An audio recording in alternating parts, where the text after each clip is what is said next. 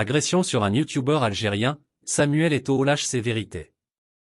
Après son coup de sang contre Sadouni FM, un youtubeur algérien, Samuel Eto'o a tenu à réagir pour s'excuser publiquement et lâcher ses vérités sur cette altercation via un communiqué. Ce mardi, une vidéo montrant Samuel Eto'o, l'ancienne gloire du football camerounais, assénant un coup de genou au visage d'un youtubeur algérien est devenue virale sur les réseaux sociaux.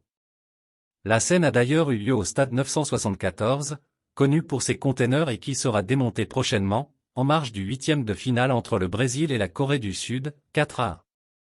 Les images montrent l'actuel président de la Fédération camerounaise de football poursuivre un caméraman, identifié depuis comme Sadouni SM, un Algérien aux 66 000 abonnés sur YouTube, et le frapper sèchement au visage. Tombé à la renverse après ce coup, malgré les efforts de plusieurs personnes entourant et calmant Samuel Eto'o, le youtubeur algérien ne compte pas en rester là.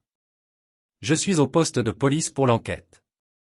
Il faut partager cette vidéo, comme Eto'o est une personnalité, j'ai peur qu'il camoufle le dossier, mais j'ai confiance en la police qatari, a tout d'abord commenté Sadouni SM avant de poursuivre sur l'homme fort de la fédération camerounaise.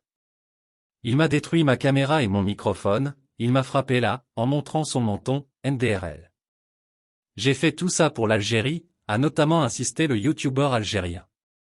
Samuel Eto'o s'excuse publiquement.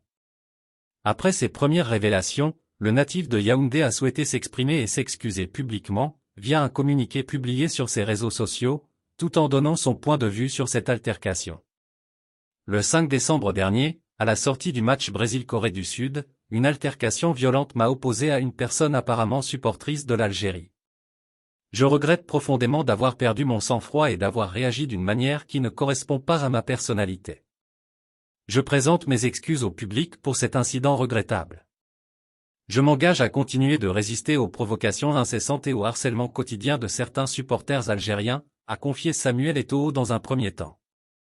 Visiblement remonté, l'ancien attaquant passé par les plus grands clubs de la planète football a souhaité expliquer les raisons de ce coup de sang en arguant que certains supporters algériens la harcelaient, lui, mais aussi ses compatriotes camerounais. En effet, depuis le match Cameroun-Algérie du 29 mars dernier à Blida, je suis la cible d'insultes et d'allégations de tricherie sans aucun fondement. Pendant cette Coupe du Monde, des supporters camerounais ont été harcelés et importunés par des Algériens sur le même sujet.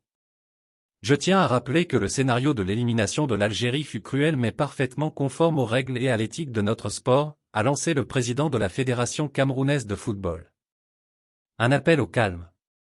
Poursuivant sur la même lancée, Samuel Eto'o a rappelé que tous les recours de la fédération algérienne avaient été rejetés depuis ce match couperet et qu'il souhaitait que les tensions s'apaisent entre les supporters des deux pays.